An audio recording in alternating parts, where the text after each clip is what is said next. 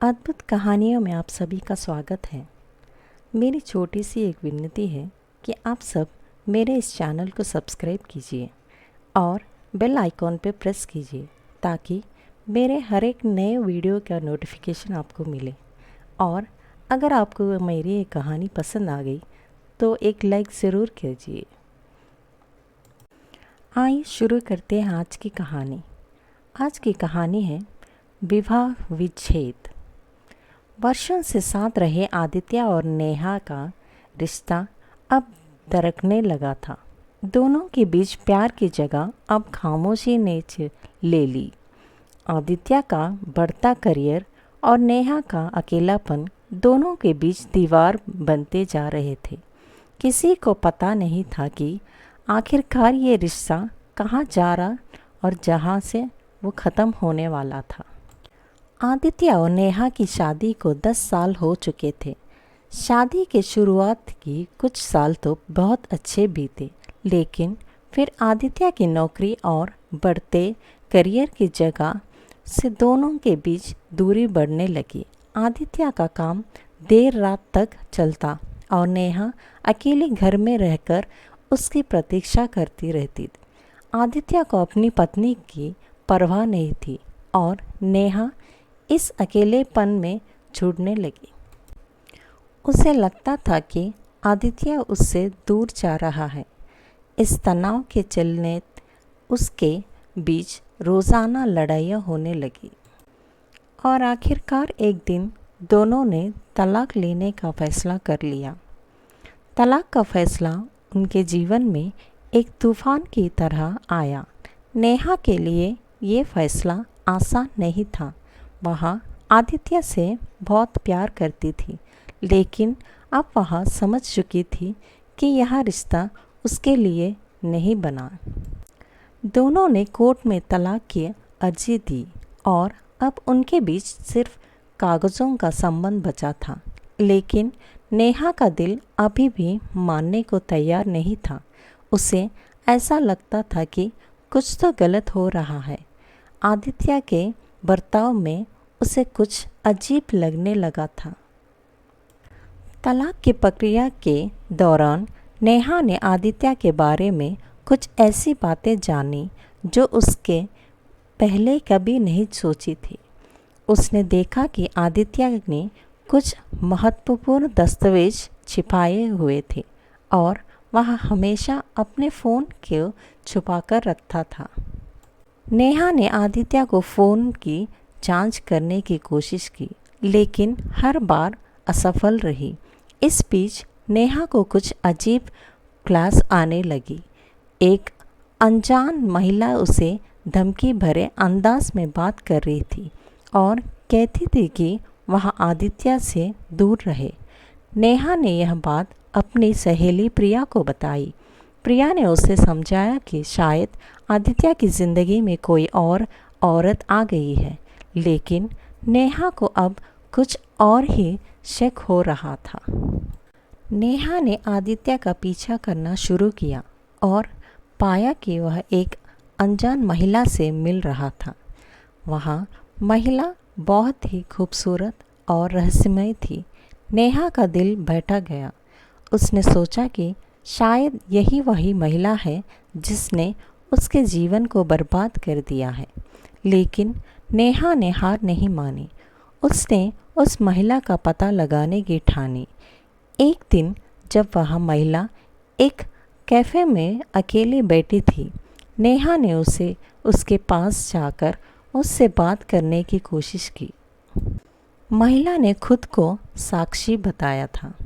उसने नेहा से कहा कि वह आदित्य की बहुत पुरानी दोस्त है और उनकी मुलाकातें सिर्फ दोस्ती नहीं थी बल्कि कुछ और भी थी। नेहा को उसकी बातों पर यकीन नहीं हुआ, लेकिन उसने इस बारे में और जानकारी जुटाने का फैसला किया। नेहा ने साक्षी के बारे में और खोजबीन की। उसने पाया कि साक्षी का नाम तो सच में साक्षी था, लेकिन उसकी ज़िंदगी में बहुत से ऐसे रहस्य थे जो नेहा के समझ से बाहर था।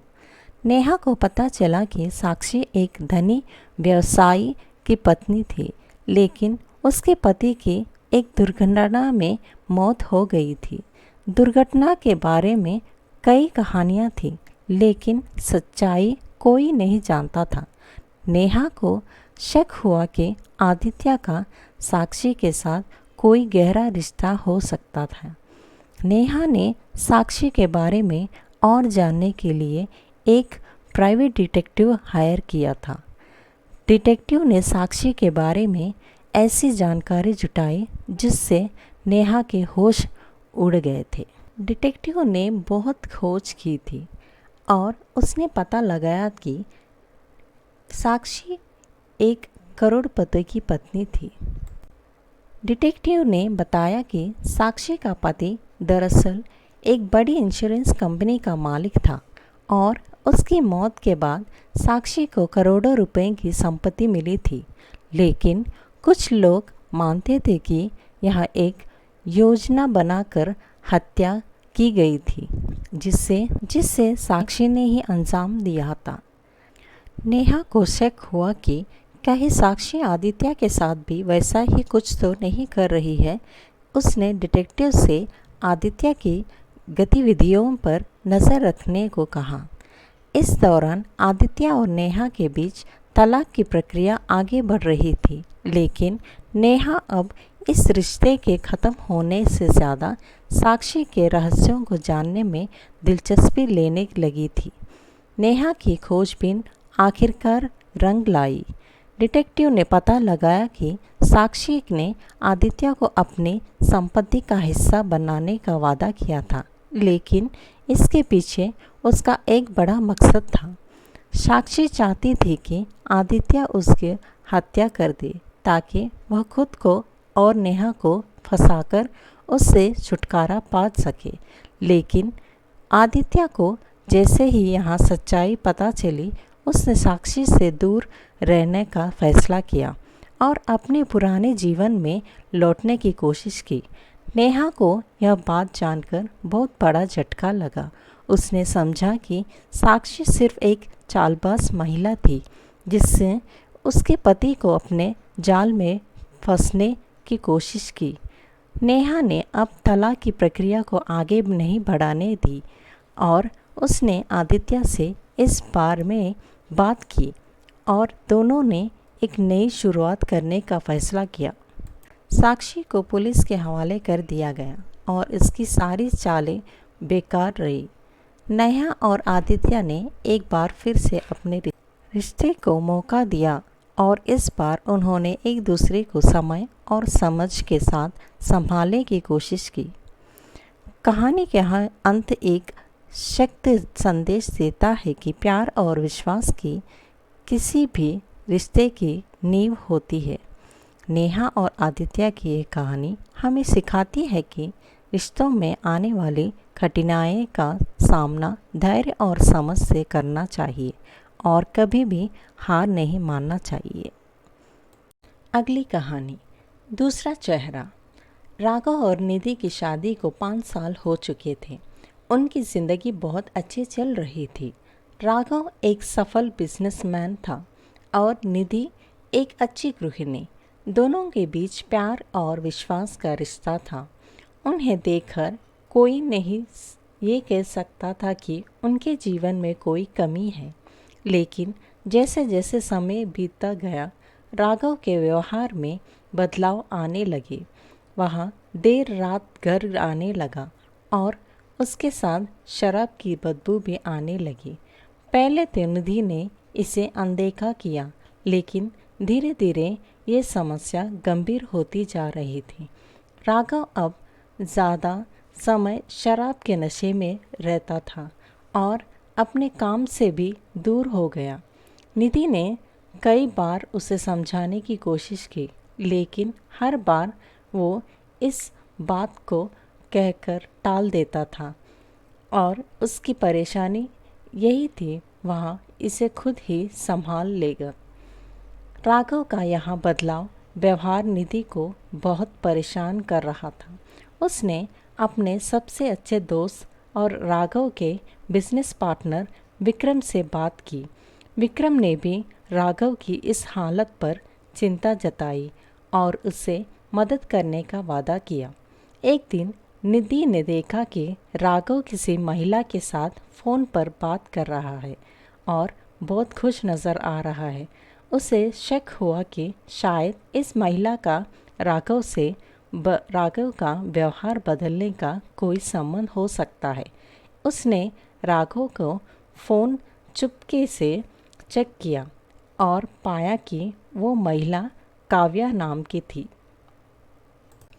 निधि ने काव्या के बारे में और जानकारी जुटाने की ठानी।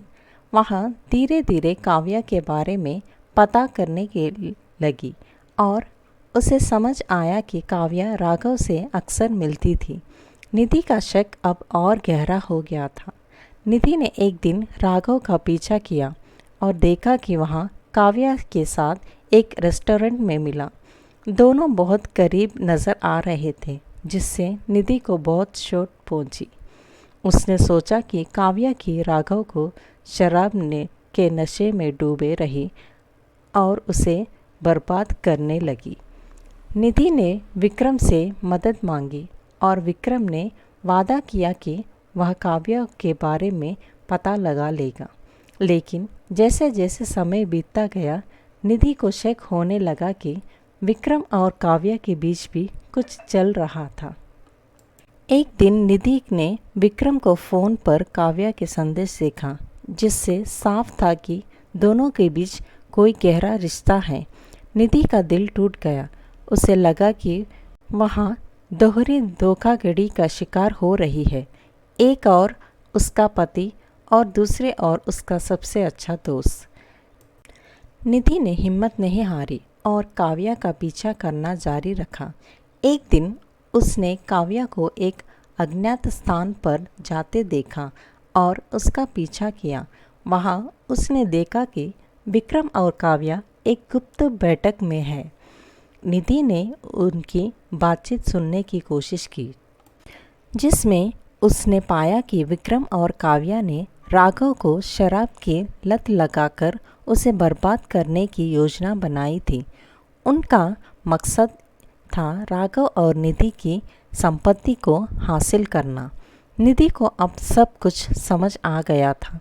वह जानती थी कि उसे कुछ बड़ा करना होगा। उसने यह बात राघव को बताने का फैसला किया, लेकिन तभी उसे एक और चौंकाने वाली सच्चाई का पता चला। जब निधि ने राघव को विक्रम और काव्या की साजिश के बारे में बताया तो राघव मुस्कुराया। उसने कहा कि वह सब कुछ जानता था और वह सब उसकी और निधि की योजना का हिस्सा था। राघव ने समझाया कि उसने जानबूझकर शराब की लत का नाटक किया था ताकि विक्रम और काव्या को बेनकाब किया जा सके। राघव और निधि ने मिलकर एक जाल बिछाया था, जिसमें वे दोनों पूरी तरह से फंस गए थे। निधि को यहाँ सुनकर बात बहुत राहत मिली और वह गर्व महसूस कर रही थी कि उसका पति अभी भी वैसा ही है जैसा वह पहले था, समझदार और सच्चा। राघव और निधि ने विक्रम और काव्या को सबक सिखाने के लिए आखिरी योजना बनाई। उन्होंने विक्रम और काव्या को एक व्यापारिक सौदे के लिए बुलाया, जिसमें बड़ी रकम का निवेश करना था। विक्रम और काव्या ने सोचा कि अब उनका सपना पूरा होने वाला है, लेकिन जैसे ही उन्होंने सौदे पर हस्ताक्षर किए, पुलिस आ गई और उन्हें गिरफ्तार कर लिया। राघव और निधि ने पहले ही पुलिस से सारी जानकारी दे दी और विक्रम और काव्या के सारे अपराधों का पर्दाफाश कर दिया था। विक्रम और काव्या के जेल जाने के बाद राघव और निधि ने एक नई जिंदगी शुरू कर दी। उन्होंने अपनी ज़िंदगी से नकारात्मक लोगों को हटा दिया और एक खुशहाल जीवन में जीने का फैसला किया।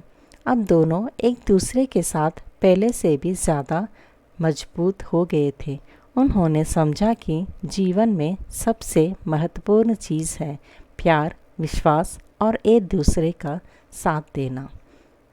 राघव और निधि की ये कहानी हमें सिखाती है कि जीवन में चाहे कितनी भी मुश्किलें आएं, लेकिन अगर हम एक दूसरे का साथ खड़े रहें तो हर मुश्किल का सामना कर सकते हैं। यही इस कहानी का अंत है।